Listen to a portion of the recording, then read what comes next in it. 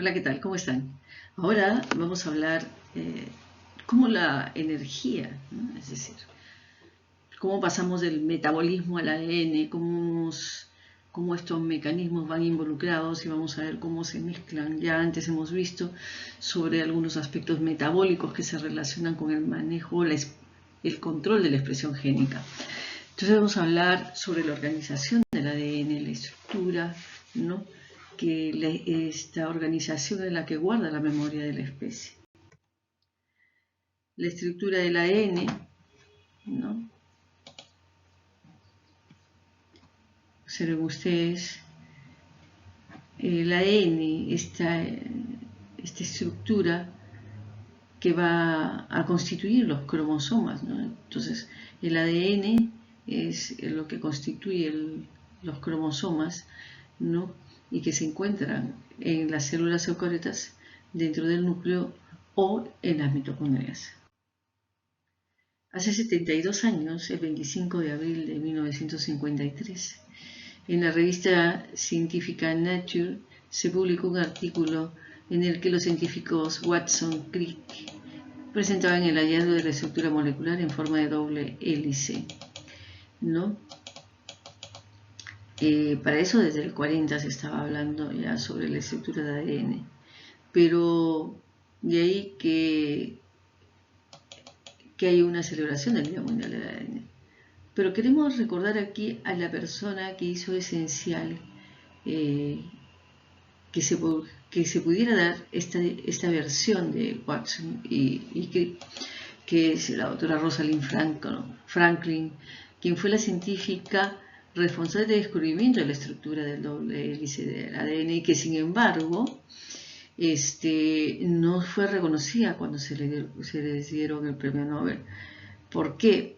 Porque esta es una de las cosas de la ciencia que a veces sucede y que sucede en la vida diaria, la corrupción, ¿no?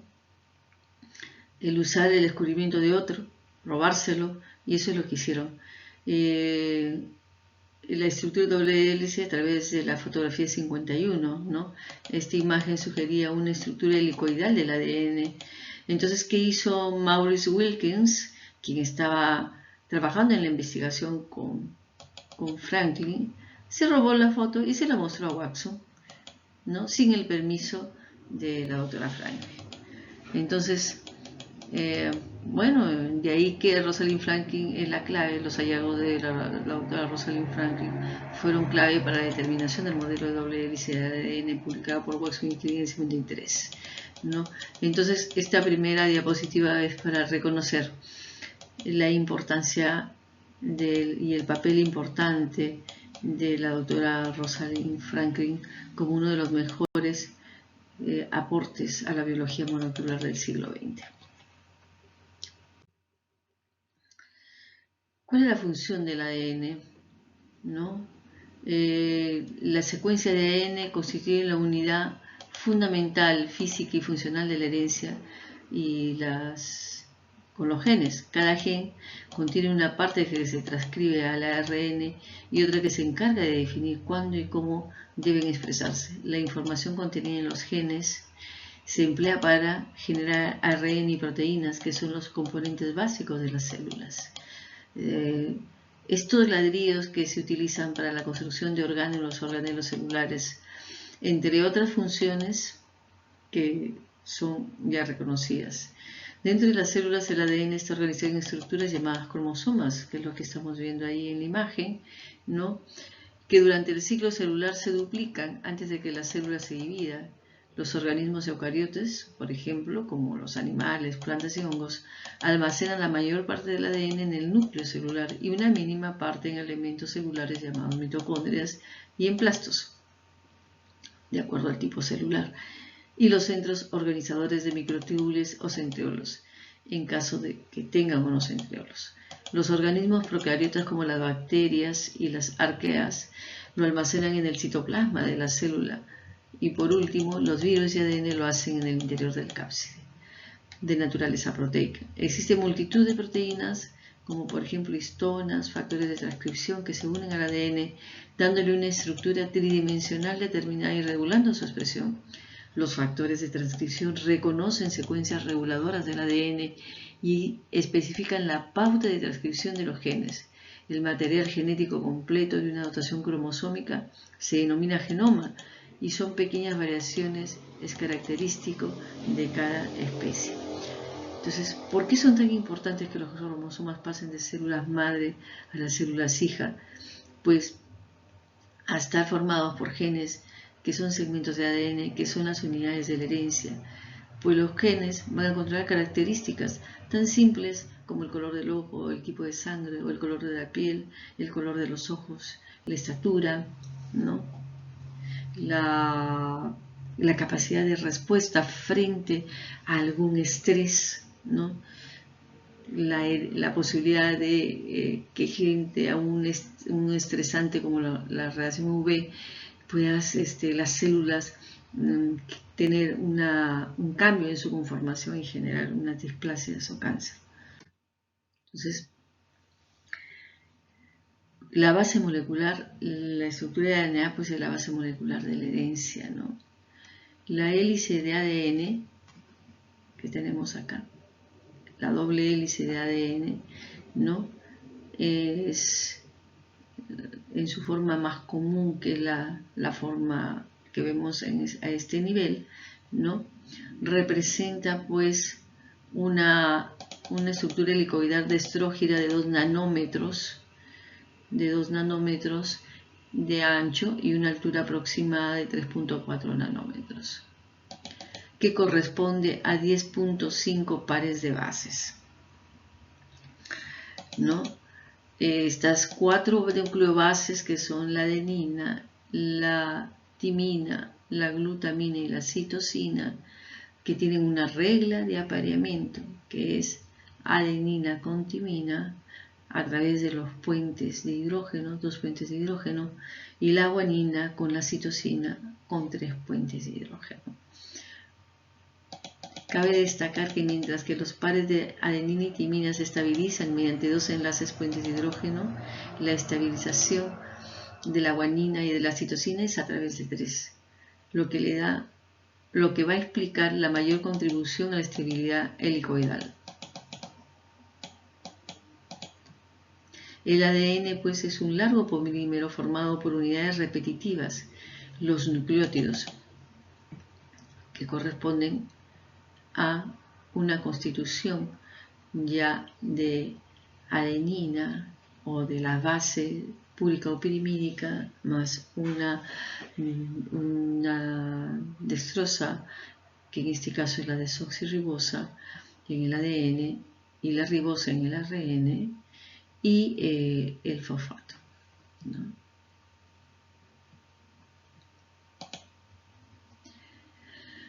Entonces, aunque cada unidad individual que se repite es muy pequeña, los polímeros de ADN pueden ser moléculas enormes que contienen millones de nucleótidos. Por ejemplo, el cromosoma humano más largo es el cromosoma número 1. ¿Y cuántos pares de bases tiene? 220 millones de pares de bases. Así, una molécula de ADN consta de 2 largas cadenas polinucleótidas compuestas por 4 tipos de subunidades de nucleótidos. Cada una de estas cadenas se conoce como cadena de ADN o hebra de ADN.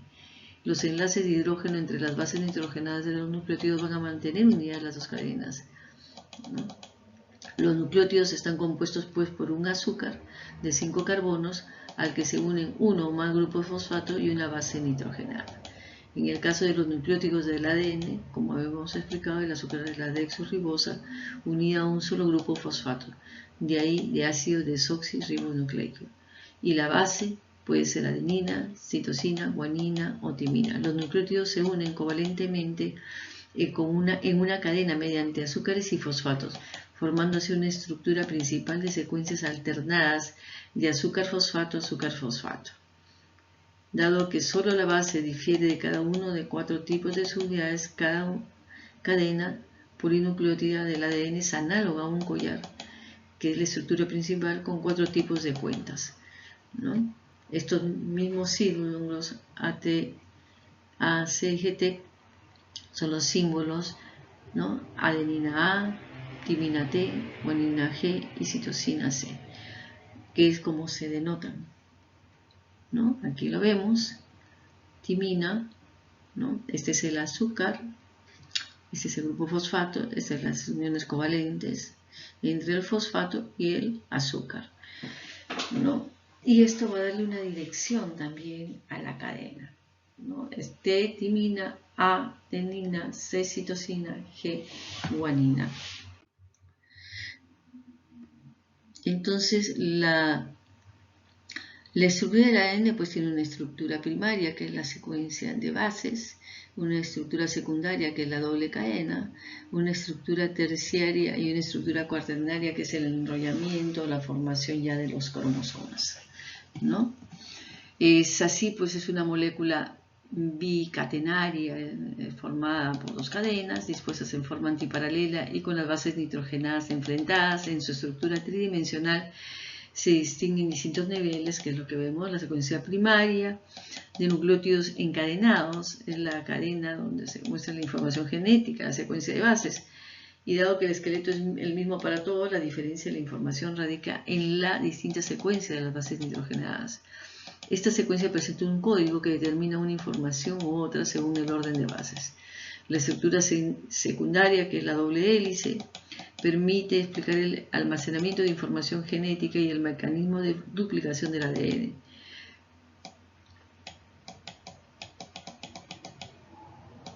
Esta es una cadena doble, destrógira o levógira, según el tipo de ADN.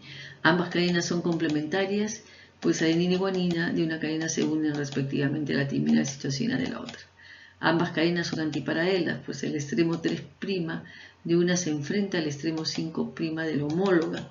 Existen 3 modelos de ADN, ¿no?, de los cuales el ADN de tipo B es el más abundante y el que tenemos los 3 modelos. Esos son los niveles de organización. Aquí tenemos la secuencia de bases, ¿no? Este es el azúcar, sugar fosfato, ¿no?, el nucleósido que se une a una base para formar un nucleótido, ¿no? Y la doble cadena, que va a ser la estructura secundaria, ¿no?, para formar después una estructura terciaria y cuaternaria. Es importante entender que hay ciertas características como los surcos. El surco mayor,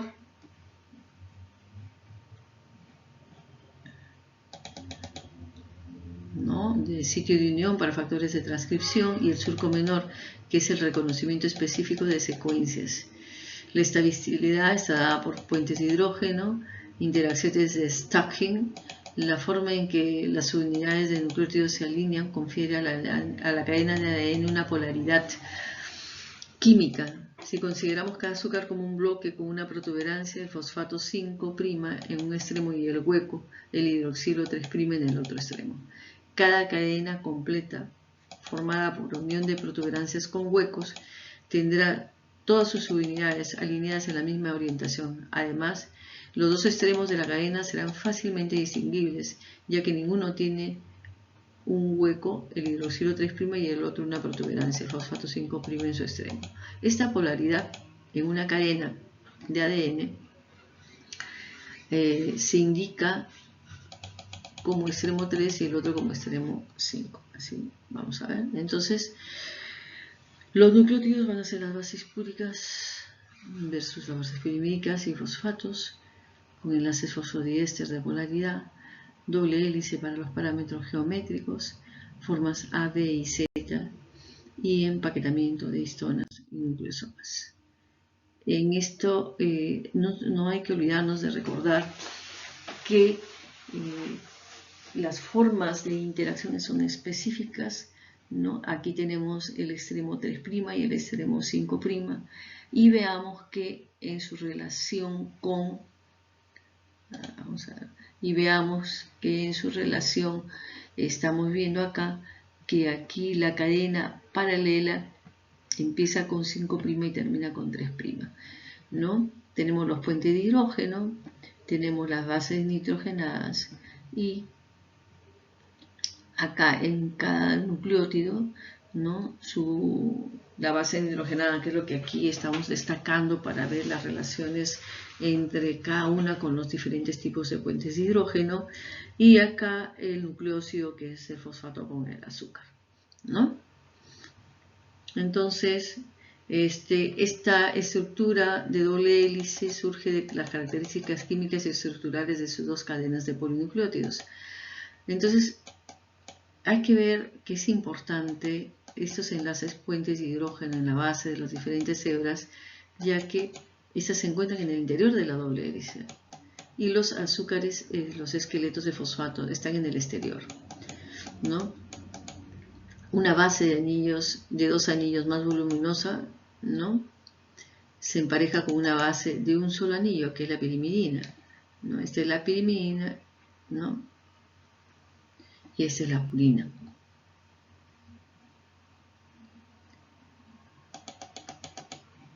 Entonces, recordemos, timina con adenina y citosina con guanina. Entonces, aquí hablábamos de surcos, observamos, recuerdan ustedes, el surco menor y el surco mayor. El ancho, 2 nanómetros, observen ustedes cómo es que se va produciendo, ¿no?, estos diferentes mecanismos. En este esquema podemos ver acá, para que se entienda, el extremo 5 y el extremo 3, ¿no? El azúcar, este enlace covalente entre el azúcar y el fosfato, los enlaces puente de hidrógeno, ¿no? Y este emparejamiento de bases pues complementarios permite que los pares de bases se empaqueten en la disposición energéticamente más favorable en el interior de la doble hélice. Esa disposición, cada par de bases tiene un ancho similar, lo que mantiene las cadenas de azúcar-fosfato a la misma distancia a lo largo de la molécula de ADN.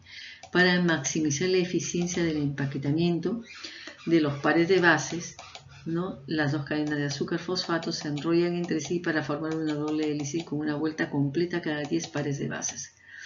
El modelo de relleno espacial que vemos en este lado, que estoy marcando, de 1.5 vueltas de la doble hélice, ¿no?, de ADN, cada vuelta está formada por 10.4 pares de bases de nucleótidos, y la distancia centro a centro entre pares de nucleótidos adyacentes de 3.4 nanómetros.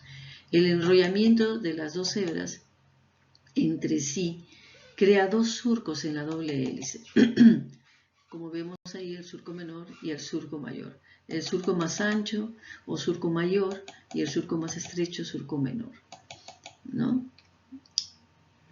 Muy bien.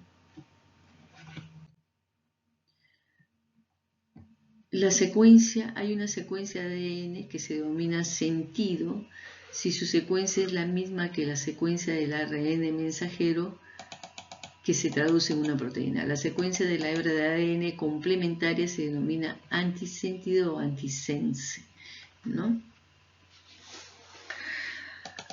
En ambas hebras de ADN de doble hélice se pueden existir tanto secuencias sentido que codifican ARN mensajero como antisentido que no lo codifican. Es decir, las secuencias que codifican ARN mensajero no están todas presentes en una sola de las hebras, sino que repartidas entre las dos hebras. Tanto en procariotas como en eucariotas no se produce ARN con secuencias antisentido, pero la función de esos ARN no está completamente clara. Se ha propuesto que los ARN antisentido están implicados en la regulación de la expresión génica mediante el apareamiento ARN-ARN. Los ARN antisentidos se aparearían con los ARN mensajeros complementarios, bloqueando de esta manera su traducción. En unas pocas secuencias de ADN en procariotas y eucariotas, este hecho es más frecuente en plásmidos y en virus. La distinción entre hebras sentido y antisentido es más difusa, debido a su presentación, a que presenta genes superpuestos. En estos casos, algunas secuencias de ADN tienen una función doble, codificando una proteína cuando se lee a lo largo de una hebra, y una segunda proteína cuando se lee en la dirección contraria a lo largo de la hebra. En bacterias, esta superposición puede estar involucrada en la regulación de la transcripción del gen, mientras que en los virus, los genes superpuestos aumentan la cantidad de información que puede codificarse en sus pequeños genomas. Existen muchas formas de conformaciones de ADN, sin embargo, el A el B y el Z. En organismos vivos, como solo se han observado conformaciones como las que he mencionado, el ADN A, B y Z, la conformación que adopte el ADN va a depender de su secuencia, de la cantidad y de la dirección del superenrollamiento que presenta. La presencia de modificaciones químicas en las bases y las condiciones de la solución, tales como la concentración de iones, de metales y de poliaminas. De las tres conformaciones, la forma B es la más común en las condiciones existentes en las células. Las dos dobles hélices alternativas de ADN difieren en su geometría y dimensiones. En la forma A es una espiral que gira a la derecha, más amplia que la B, con una hendidura menor superficial y más amplia, y una hendidura mayor que es más estrecha y profunda. La forma A ocurre en condiciones no fisiológicas, en formas deshidratadas de ADN, mientras que en la célula puede producirse en apareamientos híbridos de hebras ADN y ARN, además en complejos enzima ADN. Los segmentos de ADN en los que las bases han sido modificadas por metilación pueden sufrir cambios conformacionales mayores y adoptar la forma Z. En este caso, las hebras giran alrededor del eje de la hélice en una espiral que gira a mano izquierda, lo opuesto a la forma B, que es lo más frecuente. Estas estructuras poco frecuentes pueden ser reconocidas por proteínas específicas que se unen al ADN Z y posiblemente estén implicadas en la regulación de la transcripción. Hay variaciones estructurales del ADN. En los extremos de los cromosomas lineales existen unas zonas especializadas de ADN llamados telómeros. La función de los telómeros, ¿no? Tiene que ver con permitir a la célula replicar los extremos cromosómicos utilizando la enzima telomerasa, puesto que las enzimas que replican el resto del ADN no pueden copiar los extremos 3' de las cromosomas. Esas terminaciones cromosómicas especializadas también protegen los extremos del ADN y evitan que los sistemas de reparación de ADN en la cual los procesen como ADN dañado y que debe ser corregido. En las células humanas, los telómeros son largas zonas de ADN de hebra sencilla que constituyen algunos miles de repeticiones de una única secuencia TT-A GGG.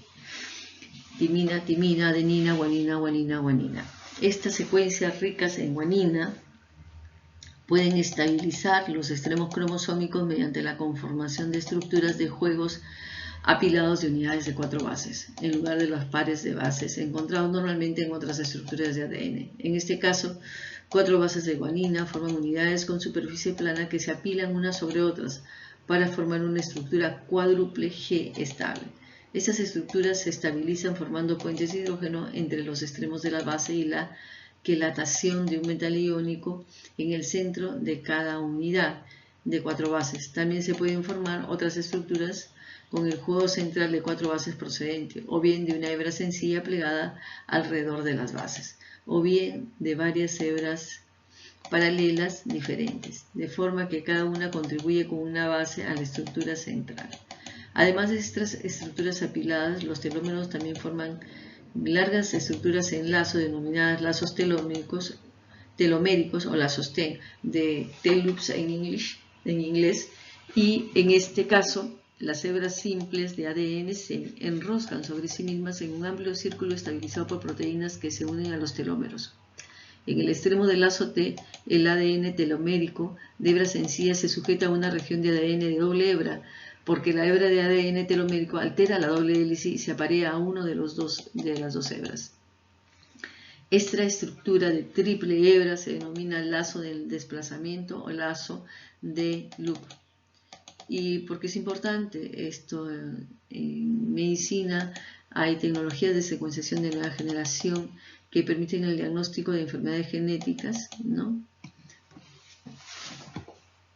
Que hace el núcleo metálico. Entonces, tenemos el ADN telomérico, estructuras de cuádruplex, ¿no? Cuádruplex, DNA mitocondrial circular en herencia materna y las regiones reguladoras en islas de CpG en la metilación. El superenrollamiento. El ADN puede retorcerse como una cuerda en un proceso denominado superenrollamiento del ADN, y cuando está el ADN, cuando está en estado relajado, una hebra normalmente gira alrededor del eje de la doble hélice una vez cada 10.4 pares de bases. Pero si el ADN está retorcido, las hebras pueden estar unidas más estrechamente o más relajadamente. Si el ADN está retorcido en la dirección de la hélice, se dice que el superenrollamiento es positivo y las bases se mantienen juntas de forma más estrecha. Si el ADN se retuerce en el sentido de dirección opuesta, el superenrollamiento se llama negativo y las bases se alejan. En la naturaleza, la mayor parte del ADN tiene un ligero superenrollamiento negativo que es producido por enzimas denominadas topoisomerasas. Estas enzimas son necesarias para liberar las fuerzas de torsión introducidas por las hebras de ADN durante el proceso, como la transcripción y la replicación. Acá tenemos una torsión positiva grado 0, torsión 0, giro más 1. Acá tenemos una torsión de 2, giro 0, toroidal, ¿no? La metilación. La metilación es importante porque la expresión de los genes va a estar influenciada por la forma en que el ADN se empaqueta, ¿no?, en los cromosomas, en una estructura denominada cromatina. Las modificaciones de las bases pueden estar implicadas en el empaquetamiento del ADN. Las regiones que presentan una expresión génica baja o nula normalmente contienen niveles altos de metilación de las bases de citosina, 5-metilcitosina. Esta es la estructura de la citosina con grupo metilo, acá sin grupo metilo, con grupo metilo, ¿no?, que tienen la misma estructura y se parece a la timina. ¿Ya? La metilación de la citosina produce 5-metilcitosina, que es importante por la inactivación del cromosoma X. Entonces, el nivel medio de metilación varía entre los organismos. El gusano, por ejemplo, del Caenorhabditis elegans, el C. elegans, carece de metilación de citosina, mientras que los vertebrados presentan un nivel alto, hasta el 1% de su ADN contiene 5-metilcitosina. La importancia de la 5-metilcitosina puede desaminarse para generar una base de timina. Las citosinas metiladas son, por tanto, particularmente sensibles a mutaciones. Otras modificaciones de base incluyen la metilación de la adenina en bacterias, glicosilación del uracilo para producir la base J en cinetoplastos. Así, la metilación del ADN, específicamente la 5-metilcitosina 5-MC, es una modificación química fundamental que desempeña funciones homeostáticas esenciales en los genomas eucariotas. Esta modificación es una parte crucial de la regulación epigenética en mamíferos y plantas.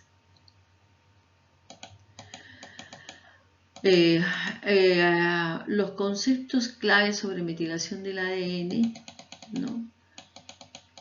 La 5-metilcitosina, ¿no?, fue descubierta inicialmente en mamíferos, donde su distribución, no, la teoría ya sugería una posible función biológica.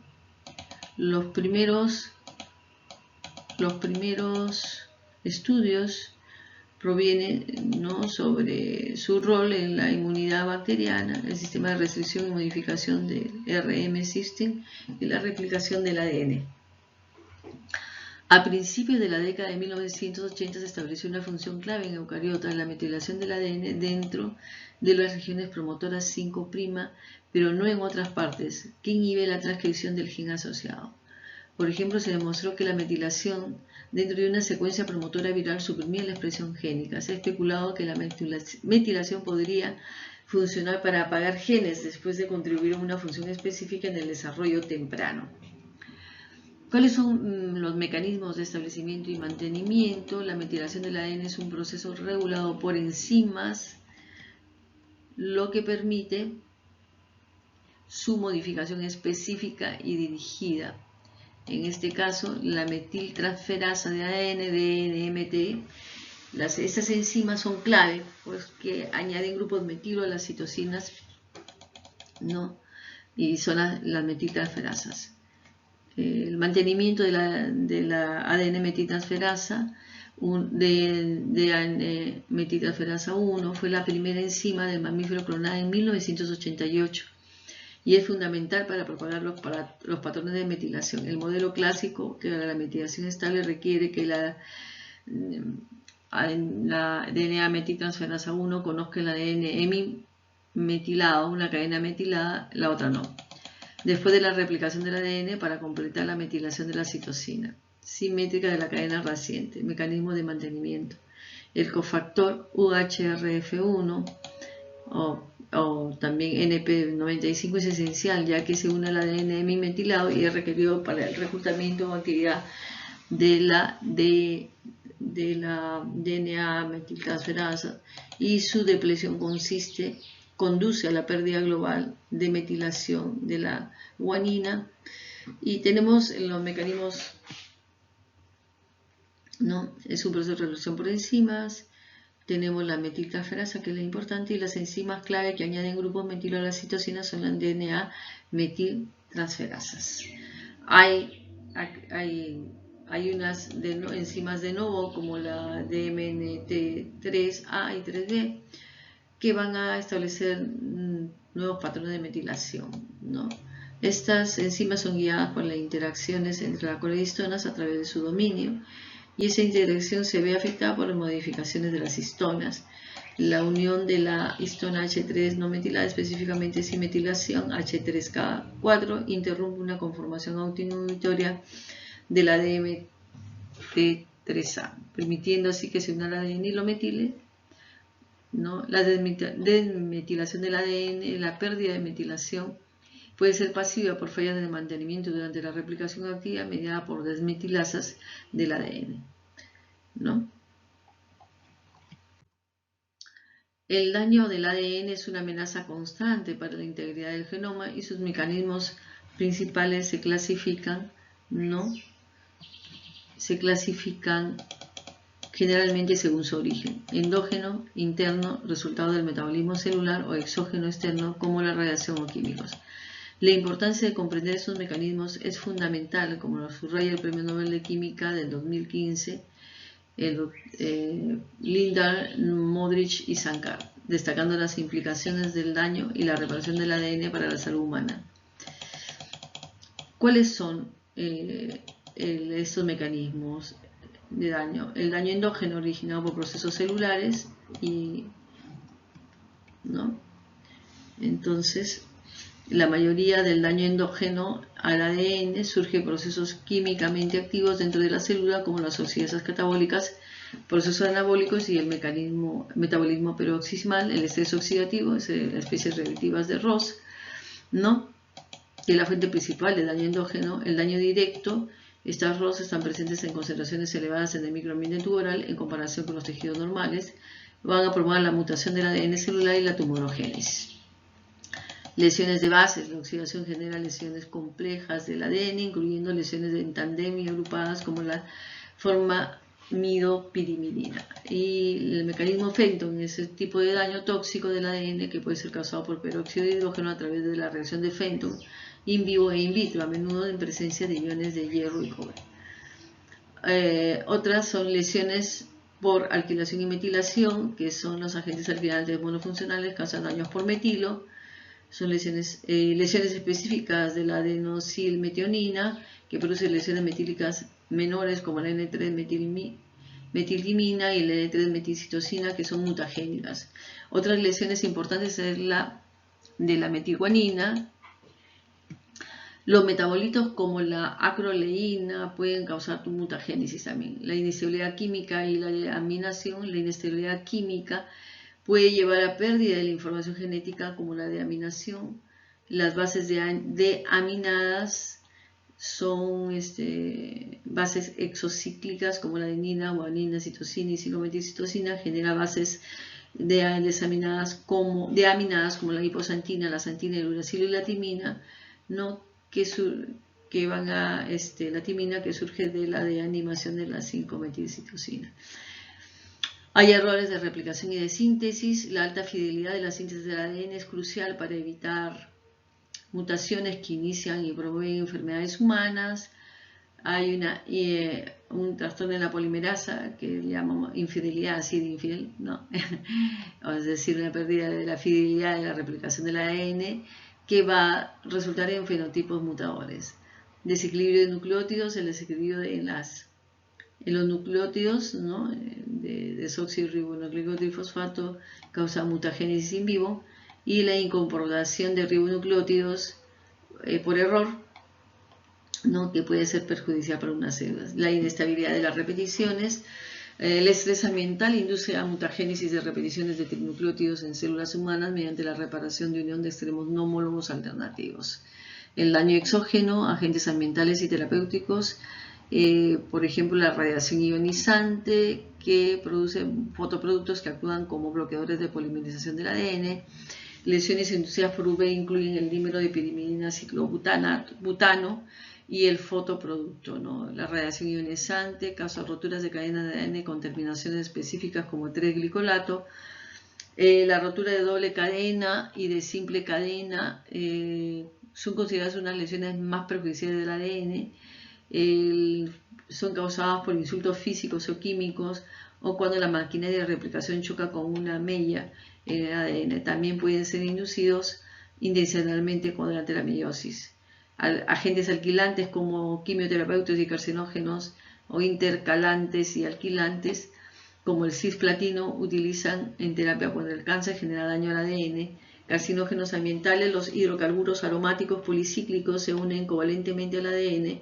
La aflatoxina B también es un carcinógeno químico estudiado por su aspecto mutacional.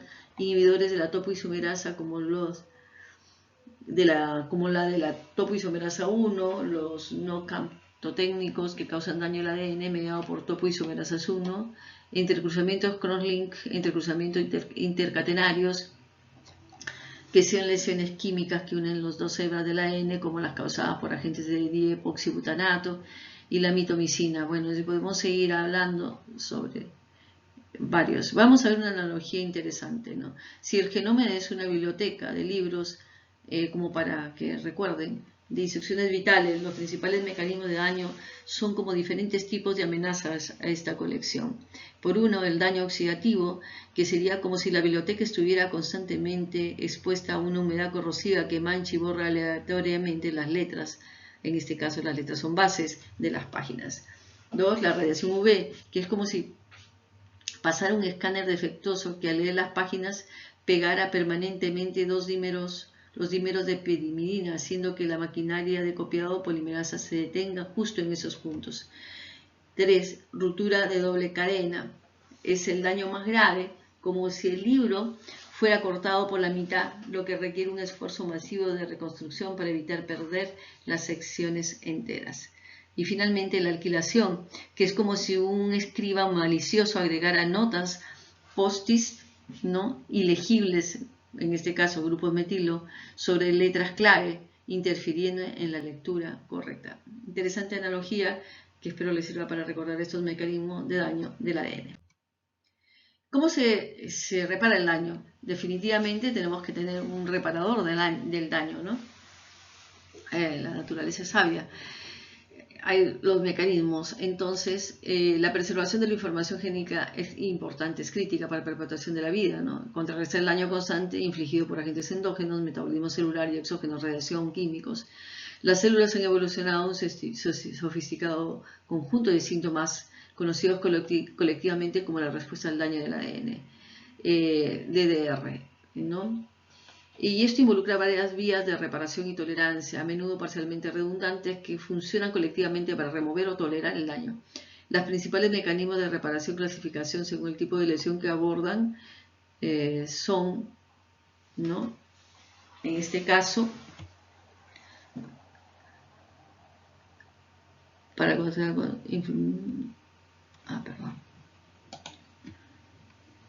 como vemos acá el GCNR, el TCNR, ¿no? Y vamos a explicarlo uno por uno. Hay la de cadena simple, ¿no? La reparación de daños de cadena simple, el daño de ADN de la cadena simple, Incluye una variedad de agresiones como la desaminación de bases, errores de emparejamiento y formación de aductos voluminosos. Y aquí vamos a tener la reparación por escisión de bases, que es Excision Repair, que es el VER. Está diseñado para corregir daños en bases individuales que no alteran significativamente la estructura de la hélice, los sustratos o lesiones causadas por oxidación, desaminación, alquilación y sitios básicos, pérdida de bases. El mecanismo es un proceso que se inicia con ADN y glicosilasas, enzimas que reconocen y encienden la base dañada del esqueleto de fosforibosa, dejando un sitio abásico. Por ejemplo, en la CLA, la ONG1 remueve el uracilo, un producto de desaminación de citosina. Pasos finales: el sitio del AP es escindido por la AP1, ¿no? Entonces, reparación por incisión de bases, base incisión repair, reparación de desajustes de bases, el mismo repair, y la reparación por incisión de nucleótidos, el nucleótido excision repair, ¿no?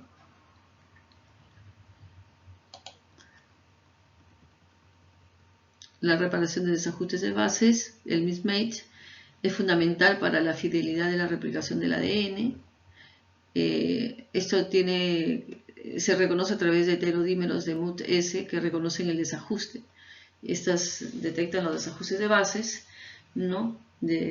Y facilita el regulamiento de los en MUT-L, y este complejo MUT-L-alfa tiene una función de endonucleolítica que introduce una media NIC en la cadena recién sintetizada. Las exonucleasas eliminan el fragmento de ADN que contiene el error y el hueco se rellena mediante la acción del ADN polimerasa. Esto tiene regulación epigenética, ¿no? El MMR es regulado por el estado de la cromatina, la marca de lesión H3K36ME3 regula el MMR humano a través de su interacción con el MUT-alfa.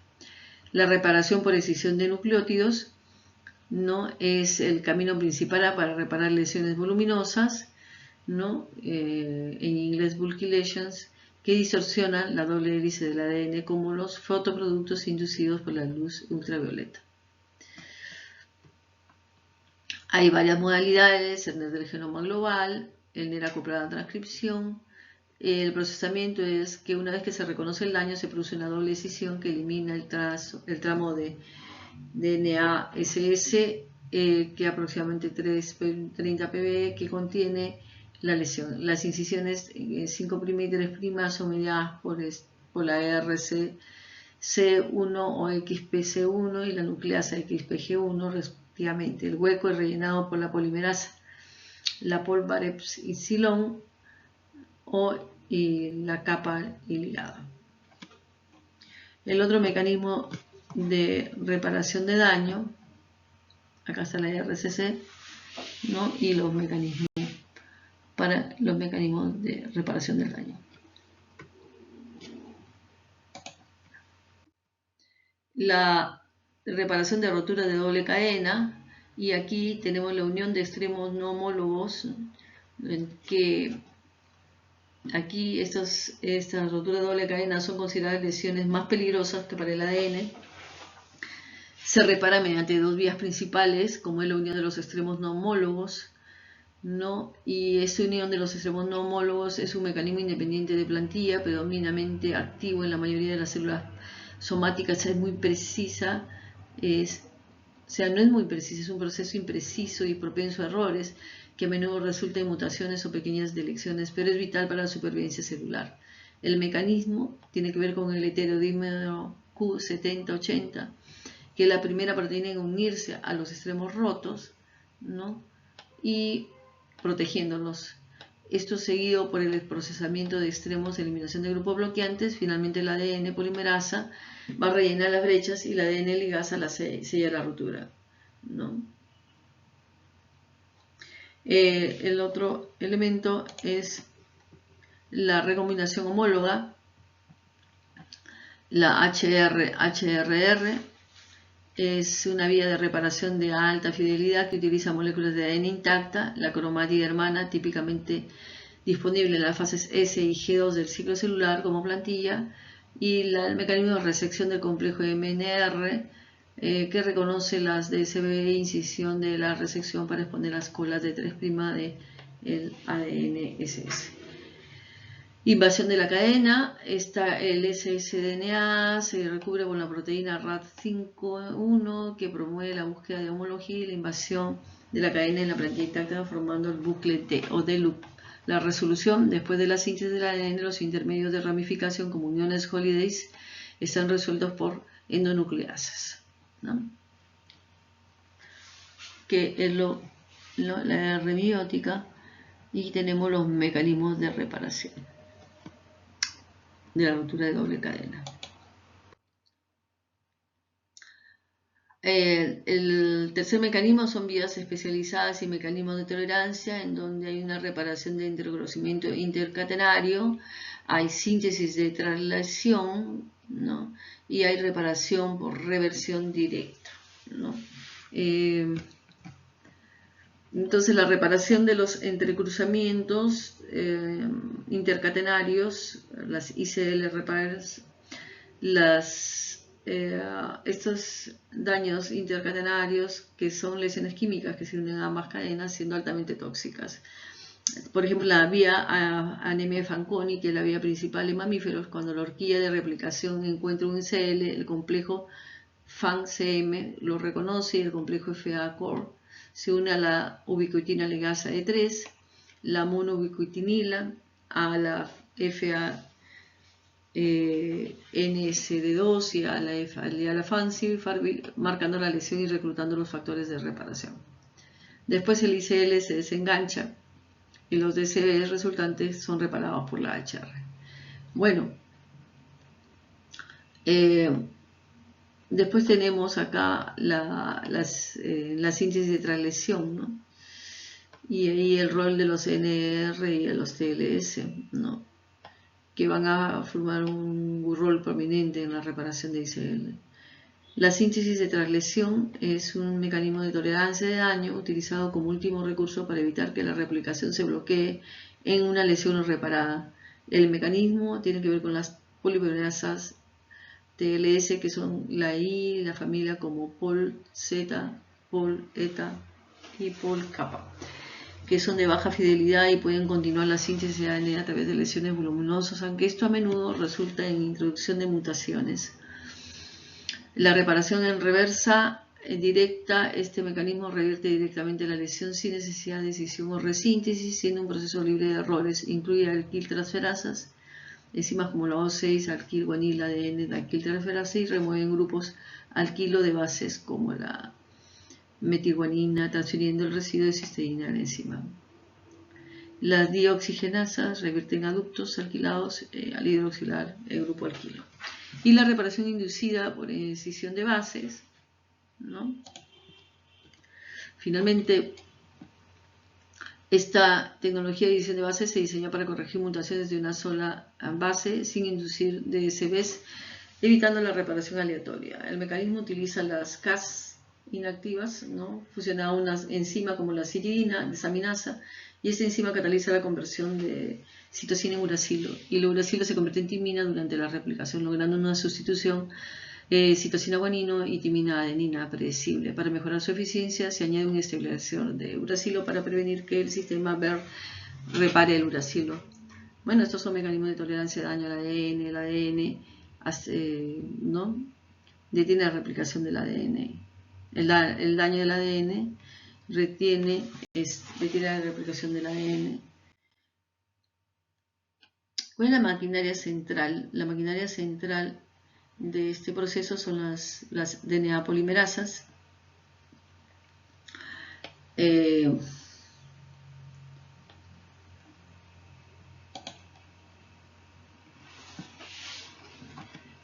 Veamos aquí en este video animado la replicación del DNA. Observamos en primer lugar a las topoisomerasas. Las topoisomerasas van a ir facilitando para que las helicasas, que separan las hebras, ¿no? del ADN, para que el ADN polimerasa en procariotas pueda acceder al molde.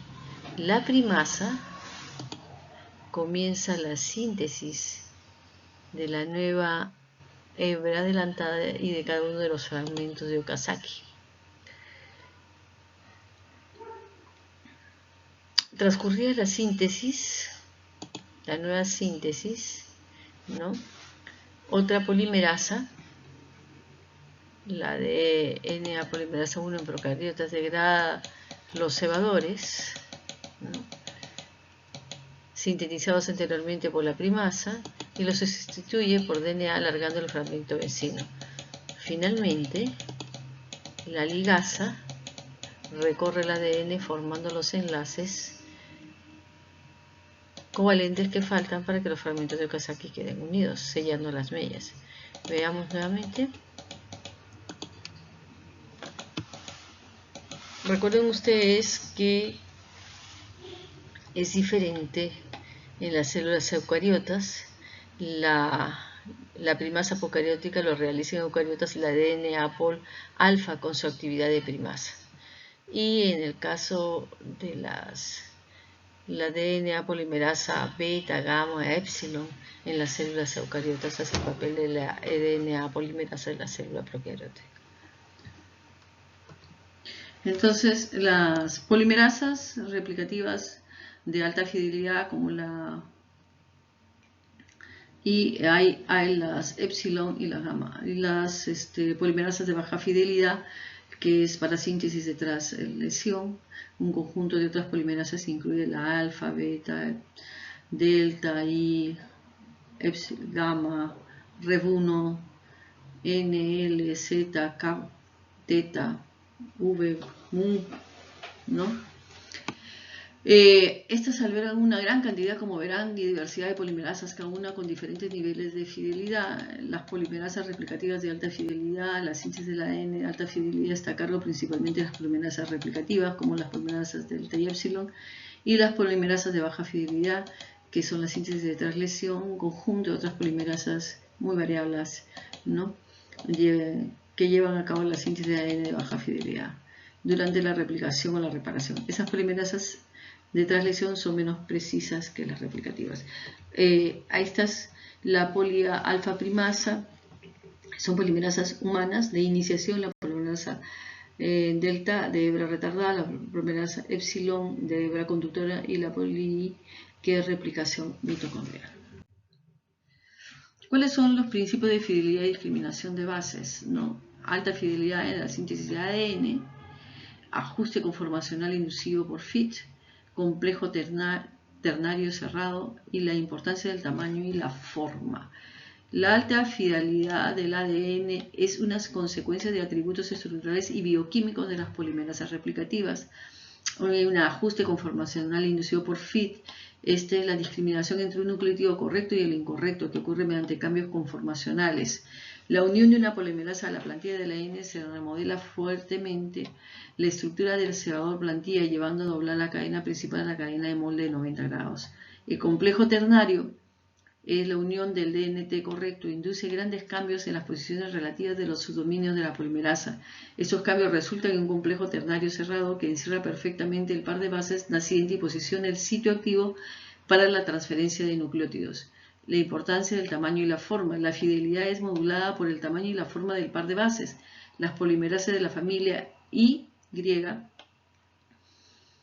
de baja fidelidad, por ejemplo, tienen un sitio activo más abierto y flexible, y la tasa de inserción, la fidelidad, está principalmente determinada por la eficiencia para insertar el nucleótido correcto.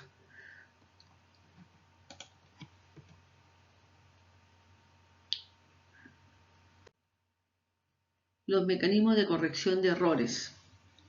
El ajuste post-inserción, la actividad de corrección de errores de pruebas, ¿no? Es decir, aquí hay varios mecanismos. Hay que insertar la base correcta. Las polimerasas tienen formas de corregir o modular la extensión de la cadena.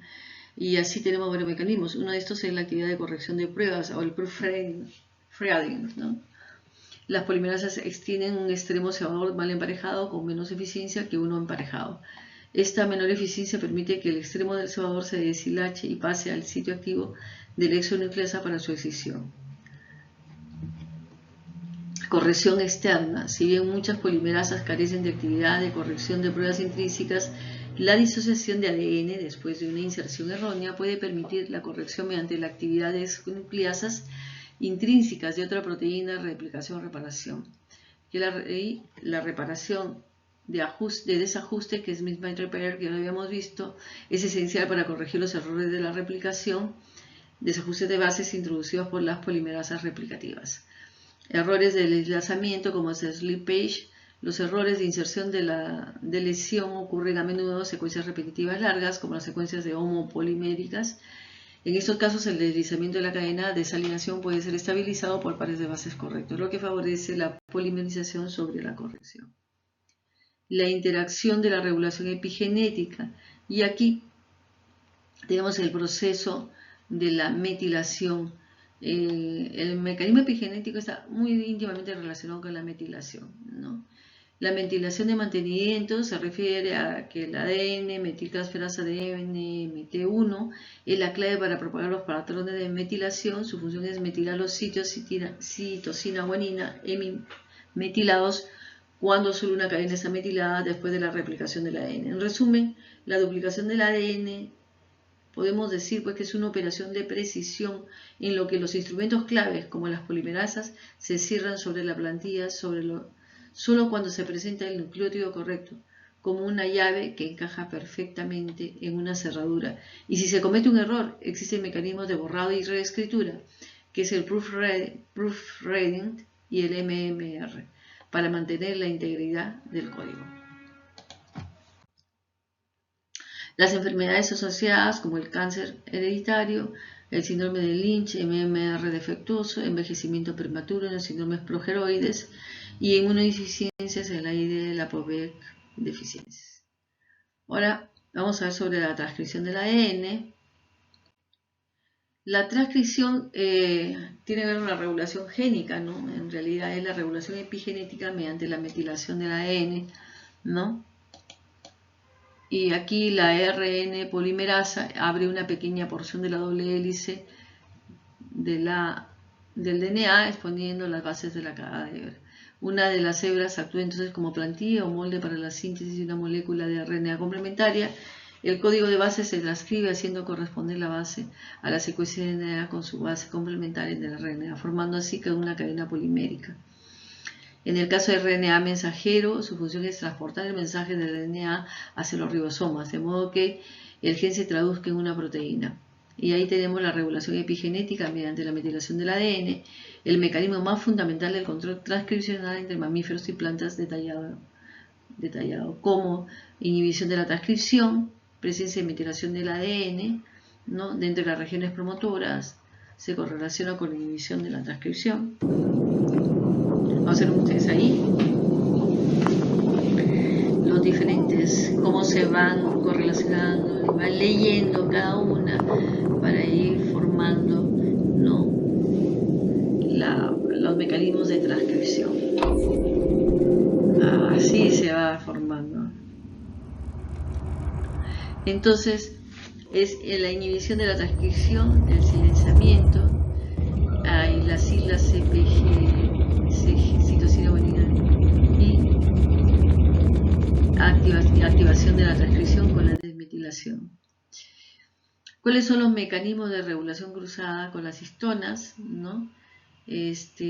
Aquí hay protección del promotor, la H3. Este es un modelo, el modelo que vemos acá es el modelo del astrocito. Ya en este modelo son los mecanismos inflamatorios que se producen y cómo se va a modificar mediante estos mecanismos inflamatorios la respuesta celular, ¿no? A través de diferentes tipos de mecanismos, ¿no? Que van a generar la mayor expresión o menor expresión de antígenos de histocompatibilidad. En este caso aquí es un producto de la acción de glucocorticoides derivados del estrés crónico, lo que se desencadena una cascada de señalización intracelular a través del receptor de glucocorticoides que favorece la transcripción de diferentes productos proinflamatorios. Al ser activada la microglia, prolifera y adquiere una morfología ameboide, que expresa una mayor cantidad de moléculas de histocompatibilidad tipo 2 en su superficie, lo que convierte en una célula presentadora de antígenos más apta y secreta productos como citoquinas proinflamatorias, agentes oxidantes y aminoácidos excitatorios. Entonces, estos mecanismos de regulación cruzada de histonas, ¿no? Hay promotores activos, a menudo están marcados por trimetilación de la lisina 4, ¿no? De la histona, que es la H3K4M3. Esta marca protege las regiones promotoras de las metilaciones de nuevo, específicamente la presencia de la H3K4M3 garantiza que la metiltransferasa de ADN, ya sea el ADN MT3A y 3B, se mantengan en una conformación autoinhibitoria, impidiendo que se unan y metilen ADN en ese sitio. Hay la H3KM, pero es una guía de la metilación, ¿no? Con la metilación de la lisina 36 de la histona H3 recluta específicamente la DNM3B al cuerpo de los genes activamente transcritos. Eso sugiere que la metilación en el cuerpo del gen podría servir para regular el uso de promotores intergénicos, ¿no? Las histonas, pues, van a ser unidades fundamentales en la cromatina y son componentes esenciales para la maquinaria epigenética, desempeñando funciones nucleares críticas, la compactación del ADN y la regulación de la expresión génica, ¿no? Aquí, en este esquema, vemos diferentes funciones de las histonas, ¿no? Ya que tienen que ver con la estructura y función central de las histonas. Son proteínas básicas que se asocian al ADN en las células eucariotas, compactación del ADN. Las histonas permiten la condensación del ADN, una función vital dentro del núcleo de la celular. También regulan la expresión génica. Las histonas no solo empaquetan ADN, sino que también controlan la expresión y la interpretación de información genética, ¿no? Tiene que ver con la activación, represión de genes, regulación transcripcional, accesibilidad a la cromatina. En la recombinación, la diversidad genética, con recombinación meiótica, en la recombinación BDJ, en la modificación de la cromatina, en los procesos de reparación celular con la HPTMS, ¿no? Para el daño de la respuesta del DNA, la ruptura de doble cadena, la recombinación homóloga, los no homólogos y la unión, ¿no? Y en la replicación con HTPS. Entonces la regulación por HP de TMS, ¿no? Que estamos hablando aquí, que estas HTPMS son justamente las modificaciones post-traduccionales, o sea, cuando nos hablamos de histonas centradas en modificaciones post-traduccionales, histonas HP post-traduccional, M modificaciones post-traduccionales, ¿ok? Entonces, estas modificaciones post-traduccionales son características de estas histonas reguladas a través de un conjunto de complejos intricados de modificaciones post-traduccionales de histonas. Y esas modificaciones funcionan en concierto para determinar la estructura espacial de la cromatina e influir profundamente en la interpretación del código. Las modificaciones post-traduccionales de las histonas representan una capa adicional de control que permite a la célula responder de manera flexible a estímulos externos. Hay varios tipos de modificaciones post-traduccionales. Una es la acetilación, la otra es la metilación, ¿no? Estas modificaciones post-traduccionales de histonas han sido bien estudiadas y las investigaciones en espectrometría de masas y de alta resolución han identificado una diversidad creciente de modificaciones, de las cuales hay 9 que se han definido, ¿no? La lactilación, que ya hemos hablado cuando hablamos en el metabolismo de los carbohidratos, la citrulinación, que también lo hemos conversado en la reunión anterior, la crotonilación, la succinilación, la sumohilación y la propionilación, la butirilación y la 2-hidroxibutirilación. La 2-hidroxibutirilación y muchas de estas modificaciones de acilación, tanto como la hidrobutirilación, la succinación, la butirilación, coexisten o coinciden con sitios de acetilación ya conocidos. Mecanismos de regulación y metabolismo. Estas mecanismos posttraduccionales de las histonas actúan como un vínculo fundamental entre el metabolismo celular y el control de mecanismos epigenéticos. El control enzimático, la regulación de las HTPMS está mediada al menos parcialmente por enzimas conocidas como escritores o writers y borradores o erasers. Por ejemplo, las histonas acetiltransferasas pueden catalizar la propionilación y la butirilación in vitro. Metabolitos como sustratos, como los intermediarios metabólicos, no solo intervienen como fuente de sustancias químicas, sino también regulan la expresión génica y pueden influir en los mecanismos posttraduccionales de histonas. La lactilación, que ya hemos conversado, es desencadenada por la acumulación de lactato, un producto de la glicólisis, ¿no? La 2-hidroxibutirilación, que es modulada por la concentración intracelular de beta-hidroxibutirato, un cuerpo cetónico, y la propionil-CoA y la butiril-CoA, que actúan como sustratos donantes para la propionilación y la butirilación, respectivamente, que están relacionados con el metabolismo de los ácidos grasos. Entonces vemos que existe un complejo. El rol de la función de las histonas modificadas es que esto tiene que ver con la transcripción, la metilación del ADN, la modificación de histonas, con mecanismos claros de regulación epigenética, y ciertas modificaciones como la activación de histonas pueden estimular directamente la transcripción génica de manera similar a la acetilación. La crotonilación puede actuar como activadores o represores transcripcionales dependiendo de su ubicación. En la estructura cromatina, las modificaciones que se encuentran dentro del dominio central del octámero de histonas tienden a tener un impacto más directo en la estructura del nucleosoma.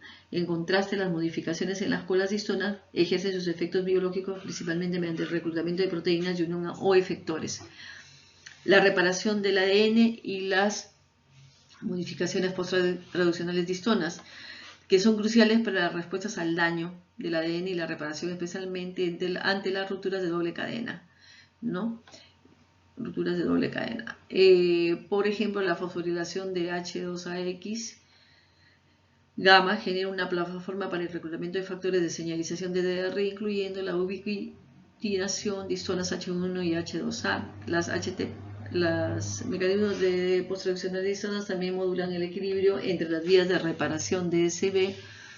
En la replicación del ADN, estos mecanismos de posttraduccionales de histonas desempeñan un papel clave en la regulación del tiempo de replicación a lo largo del genoma, lo cual es esencial para mantener la estabilidad genómica. Y bueno, la importancia clínica, como lo vemos también en parte en el esquema, está implicada en el inicio y progresión de diversas enfermedades como en el cáncer, en donde pueden silenciar genes, ¿no? Y la lactilación, por ejemplo, enfermedades cardiovasculares, donde la lactilación de histonas es crítica para el mantenimiento de estructura y función del sarcómero cardíaco. En la citrulinación de histonas, promoviendo la formación de NETs, lo que salva el daño y la fibrosis. Tratamientos trastornos neurológicos, ¿no? La butirinación, que puede proporcionar neuroprotección y mitigar el daño tóxico de neuronas, sugiriendo un impacto de enfermedades como el Alzheimer, el Parkinson. Y se ha propuesto que la propionilación y la butirilación podrían asociarse con enfermedades neurodegenerativas. Entonces, las modificaciones epigenéticas, incluyendo los mecanismos posttraduccionales de histonas, son importantes en condiciones neurológicas como el trastorno depresivo mayor, entre otros. Los mecanismos de activación transcripcional dirigidos por CRISPR. Componentes claves. Estos sistemas utilizan una nucleasa Cas9 catalíticamente inactiva. Premio Nobel, ¿recuerdan? Hace poco, un par de años creo, de Cas fusionada a dominios de activación transcripcional conocidos como CRISPR-RA, CRISPR y activación. Dominios activos de activación, ¿no? Entonces, los componentes clave, estos sistemas utilizan el Cas, ¿no? Los dominios de activación son los dominios de activación iniciales, incluyen la BP64 o el dominio estructural de la activación de la P65. Para lograr una mayor eficiencia de activación se desarrollaron complejos sintéticos. Uno de los más utilizados es el de Cas9 BP64 P65RTA. De estructura simple y alta eficiencia. Hay diferentes sistemas de activación. El sistema de Cas9 Sun-Tang BP64 se construyó para reclutar hasta 24 copias de la proteína B64 para obtener una eficiencia de activación mayor. Hay especificidad de orientación, ¿no? para la mayor eficiencia, el sistema Cas, especialidad de orientación, el sistema de Cas se guía a un gen específico mediante la ARN guía simple. Entonces, los microARN pues, son una clase de pequeños ARN no codificantes que son SNR, los no codificantes, generalmente aproximadamente 22 nucleótidos de longitud, típicamente 21 y 23. Estos nucleótidos desempeñan funciones esenciales como reguladores post-transcripcionales de la expresión génica. El descubrimiento de estos microARN fue un avance fundamental en la biología molecular porque estableció el mecanismo de regulación génica negativa a nivel de la traducción conocido como interferencia de ARN, que introduce el silenciamiento génico, ¿no? Entonces, la importancia y relevancia de la biogénesis y mecanismos de maduración de biogénesis de microRNA sigue principalmente la vía canónica, aunque se han identificado mecanismos alternativos que confieren alta versatilidad a la regulación. ¿En qué consiste? Transcripción de los microARN se transcriben a partir de genes de microRNA en moléculas de RNA largas y poliadeniladas llamadas miRNA. Proceso de procesamiento nuclear en el núcleo es complejo microprocesador compuesto por la enzima de RNA-Asa3 drosha y la proteína DGCR8 procesa las mRNA. La DGCR8 reconoce la miRNA que tiene una estructura característica en horquilla y la drosha la desciende para formar los premicroRNA. Después se exportan y se produce la maduración, ¿no? A través de la exportina 5 en el citoplasma, la enzima DICER, que es la ribonucleasa 3, corta la estructura de la horquilla produciendo el dúplex de microRNA maduro. El complejo RISC, una vez las hebras dúplex se incorpora al complejo del silenciador inducido ARN, miRIS, cuya maquinaria central incluye la endoclinasa argonauta 2. Las otras vías no canónicas y variabilidad existen vías alternativas como los mitrones, ¿no? Y los mecanismos de acción génica regulan la expresión uniéndose al RNA mensajero, la región CIT, semilla. La unión se realiza mediante a través de una región semilla, ¿no? De 6 a 8 nucleótidos del microRNA, generalmente en la región 3'. Y el silenciamiento por interacción de las miRISC con la RNA mensajero puede provocar la degradación del RNA mensajero y el bloqueo de la traducción.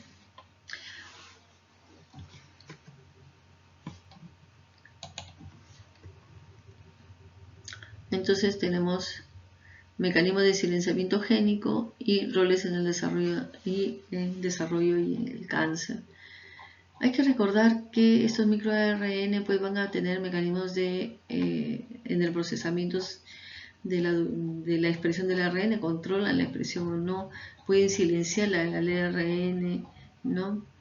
Degradar el ARN mensajero. Es una regulación dinámica, ¿no? Se localiza en los microARN en múltiples compartimientos celulares como el retículo endoplásmico rugoso, los cuerpos P y en el núcleo, y es crucial para la regulación eficiente y dinámica. Para la función nuclear, los microRNA también se han observado en el núcleo, donde pueden regular la transcripción de genes y alterar los perfiles de splicing.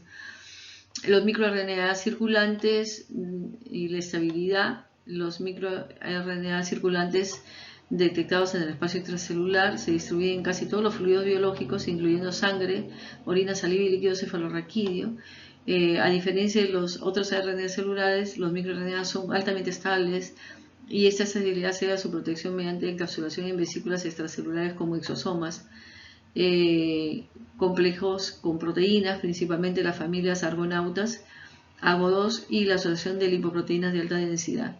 La comunicación intercelular, los microRNA actúan como moléculas señalizadoras, reguladoras, autocrinos, paracrinos, endocrinos, transfiriendo información entre células, un proceso conocido como transferencia horizontal. Y la relevancia clínica pues es que como biomarcadores y terapéutica, las alteraciones en la expresión de microRNA están implicados en numerosos trastornos y patologías, incluye cáncer, enfermedades cardiovasculares y enfermedades neurodegenerativas. Los perfiles de microRNA circulantes reflejan con precisión el estado del cuerpo, son biomarcadores sensibles que pueden identificar una enfermedad en etapas tempranas, latentes, incluso antes de la manifestación de los síntomas clínicos. Sus perfiles ayudan a distinguir tejidos normales de cancerosos y a predecir la respuesta individual de un paciente a la terapia, que es clave para la medicina personalizada. Por ejemplo, se han identificado paneles específicos de microRNA en orina para el diagnóstico y prevención de recurrencia del cáncer de vejiga. Entre los agentes terapéuticos, los microRNA exógenos tienen un potencial como agente terapéutico de alta precisión para el tratamiento de diversas enfermedades. El desafío en la entrega dirigida en vivo, asegurando que las microRNA eviten la degradación por nucleases y salgan del endosoma para unirse al complejo RISC en el citosol. Las estrategias de entrega incluyen modificaciones químicas de los microRNA o el uso de nanotransportadores.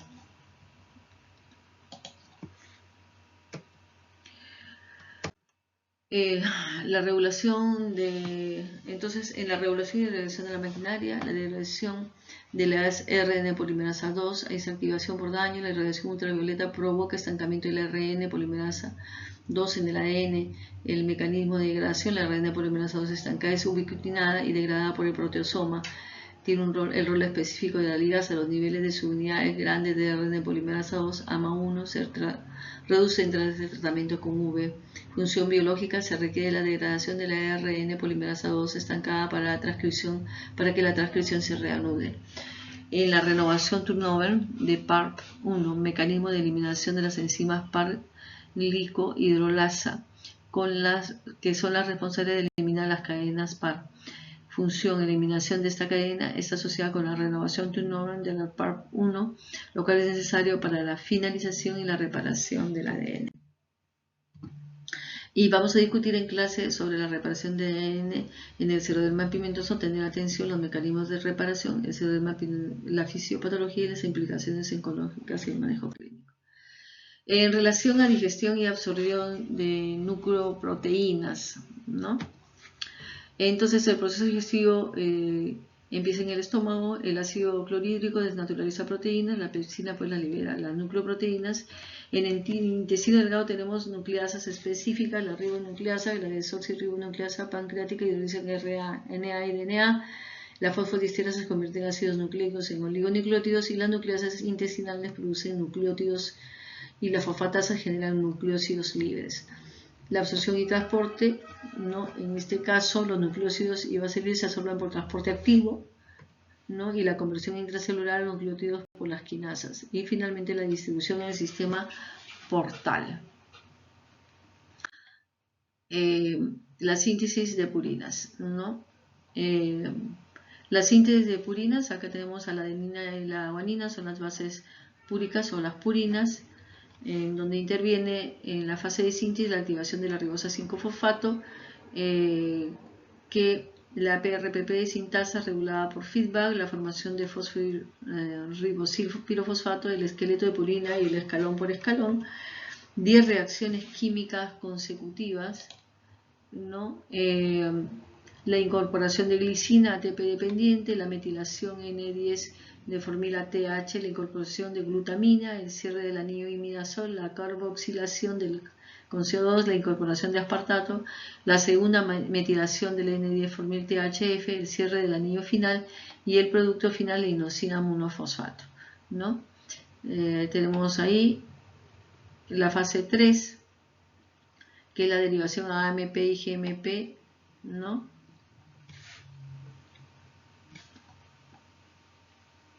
Acá. La rama de la derivación, el IMP requiere GTP, como vamos a ver, y el IMP requiere ATP. Entonces, el IMP, ¿no? Que con la adeninato succinato, para eso requiere la actividad del GTP, y acá del ¿no? GDP pasmilofosfato y la formación de AMP. En la etapa de síntesis, la incorporación de glicina, ATP dependiente, la metilación de N10 formil, la incorporación de glutamina. Entonces la fase 3, la ruta del AMP, ¿no? MP por el GTP, adenilsucinato, ¿no? Y el IMP por otro lado por ATP para la formación de GMP. Entonces esta regulación está finamente sintonizada, el control por reterminación, el AMP inhibe la adenilato succinato sintasa, el GMP inhibe la IMP deshidrogenasa, hay una relación ATP-GTP con una regulación cruzada, y el control es alostérico. La PRP sintasa inhibida por la MP, ADP, GP, GDP, la glutamina PRP por la amidotransferasa inhibida por la MP, GDP y MP. ¿No? Acá tenemos la actividad. Entonces, la ATP, la antinucleadas por formar GMP y acá. Y la inhibición también de las antinucleasas por los mecanismos, los productos, ¿no? Que es lo que genera la inhibición. Entonces, hablemos de algo que no está en otro lado, que es el purinosoma. Es algo que comenzó a escribirse en 2024 en investigaciones como un complejo multienzimático dinámico que se forma a partir de las enzimas de la vía biosintética de las purinas de novo. Este documento representa el nuevo nivel de organización metabólica enzimática entre las células. El purinosoma se ensambla bajo condiciones celulares de alta demanda de purinas. Está compuesto, no es un complejo macromolecular celular de dimensiones inusuales que no se limita a las enzimas de la vía metabólica. La biosintética de novo de las purinas en humanos consta de 10 pasos catalizados secuencialmente por 6 enzimas, las que son la PRP, amidotransferasa, la GRT, que contiene dominio HARS y GARF de fase, la FAMS, la FHAMS fosforibosil, formil, glisil, amidina sintasa, la PAEX fosforibosil, amínima carboxilasa, la adenilato-succinasa liasa, la ICAR y las enzimas que organizan una estructura jerárquica. El núcleo, las primeras 3 enzimas de la vía PAT, GART y FGAMS forman el andamiaje central, el core scaffolding proteins, y el periférico por PAX, el ADLS, la TIC, que son proteínas periféricas que presentan interacciones interproteicas débiles. Bueno, aquí está influido por la dinatosintasa, la IMBH, que es responsable de la síntesis del IMP. Componentes de la maquinaria son la chaperona HP50 y la HCP90, que están implicadas en el embalaje del purisonoma.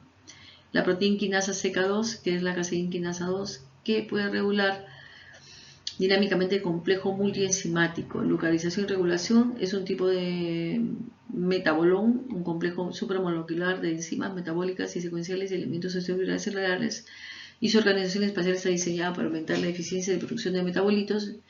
Tiene una dinámica reversible, como vemos son mecanismos reversibles. Se ensambla cuando las células crecen en medio de depresión de purinas y se desensambla cuando se suplementan con purinas. La formación también requiere cuando hay eficiencia HPRT1 que impide la producción de IMP por la vía de rescate. La localización subcelular se agrupan en las mitocondrias, cerca de las mitocondrias y los microtúbulos, ¿no? Entonces, el descubrimiento del purisonoma se presenta como una nueva forma de organización enzimática en la síntesis de novo de las purinas. Los mecanismos relacionados con el ensamblaje y desensamblaje del purisonoma han aportado información sobre cómo se regula el metabolismo de las purinas en las células, y la clasificación del purisonoma como metaboloma, como un metabolón, revela la agrupación de enzimas en un mecanismo regulador común que utilizan las células para satisfacer sus demandas bioenergéticas y biomoleculares. Elucidar estos mecanismos de degradación del metabolismo en las purinas en enfermedades como el cáncer ha abierto la posibilidad de desarrollar nuevas estrategias terapéuticas. Había mencionado que esto se localizaba a nivel cercano a las mitocondrias y los microtúbulos. Bueno, así es. La desregulación del metabolismo de las purinas se ha relacionado con enfermedades, incluido el cáncer. El purisonoma puede emerger como un objetivo farmacológico importante para el control celular del metabolismo y el desarrollo de nuevas estrategias terapéuticas, especialmente para el tratamiento de cánceres y leucemias agudas. Aunque se desconocen los desencadenantes exactos de la formación del purisonoma, estudios de difusión e interacción proteína-proteína han aportado información sobre cómo se ensamblan los purisonomas en células en condiciones en crecimiento con deficiencia de purinas. Las 3 primeras enzimas de la ruta biosintética, este es el core, que son el PPAT, GRT, FGAMS, GARPRT, no forman el núcleo de purisonoma y se ensamblan primero antes de los complejos secundarios como son el PAX, el ADSL y el ATC. y esa es la estructura final del polisomo. La síntesis de piridinas es diferente, tiene una estrategia diferente. Estas son las pirimidinas, la citosina, la timina y el uracilo.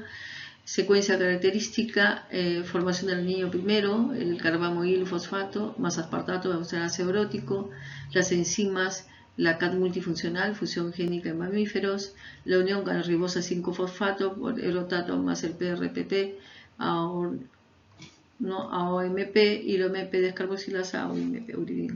Bueno, los derivados esenciales son el OMP más UTP, STP con glutamina, el ribonucleótido de reductasa UDP, DUDP y DT. Entonces, tiene características únicas, se sintetiza, el anillo se sintetiza primero antes de unirse a la ribosa. El producto inicial es el ácido urótico, la enzima multifuncional acá de mamíferos. Hay una ruta compleja, paso 1, síntesis del anillo, ¿no?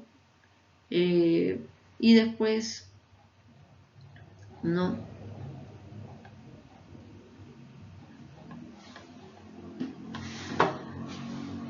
La glutamina, no más el CO2 más 2 ATP con carbamoil fosfato, este carbamoil fosfato más aspartato a carbamoil aspartato, este pasa al dihidroorotato, ácido orótico, después el ácido orótico más la PRPP forma la OMP que es la orotidina M1 monofosfato, esta orotidina monofosfato pasa a uridina monofosfato y el uridina monofosfato pasa a uridina difosfato y citosina trifosfato, la deuteridina fosfato a de monofosfato, trifosfato y a timidilato.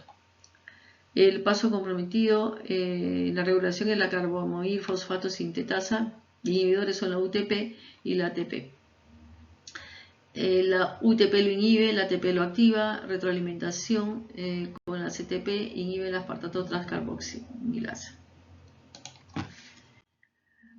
Rutas de rescate de la economía metabólica, enzimas clave de rescate, la PRT adenina más PRP AMP, la HGPRT hiposantina guanina más PRP AMP GMP y la timidina sinasa salvamento de timidina. Bueno, existe una economía, ¿no? Dentro de lo que es un reciclaje de los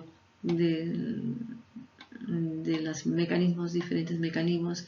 En la adenina fosforibosiltransferasa, ¿no? Que es la PRT, ¿no? Hay una deficiencia de esta enzima, se produce litíase renal por 2,8-dihidroxiadenina. La hiposantina guanina fosforibosiltransferasa, que es la HGPRT, la hiposantina más el PRP va a generar IMP, la guanina más PRP, GMP, y en la deficiencia lo vemos en el síndrome de Lesch-Nyhan. Para las pirimidinas, la uridina, timidina, quinasa, reciclan uridina, timidina, citilina, importantes en la terapia antiviral y anticancerosa. La ventaja metabólica del rescate, que es el ahorro energético de 6 ATP versus 10 ATP de la producción de nuevo. La conservación de precursores no requiere aminoácidos, rápida y disponibilidad para necesidades repentinas. ¿Cuál es la importancia clínica? Habíamos dicho que en los defectos de la HGPRT hay el síndrome de Lesch-Nyhan, donde hay hiperuricemia, automutilación, retraso neurológico, y también sirven de base para las terapias antineoplásicas. Como se sabe, el consumo rico de carnes en purinas, como la res, el cerdo y el cordero, y los mariscos como ostras, camarones y atún, así como la fructosa dietética, elevan la producción de ácido úrico. Además, el metabolismo del alcohol proviene de la cerveza y los metabolismos espirituosos.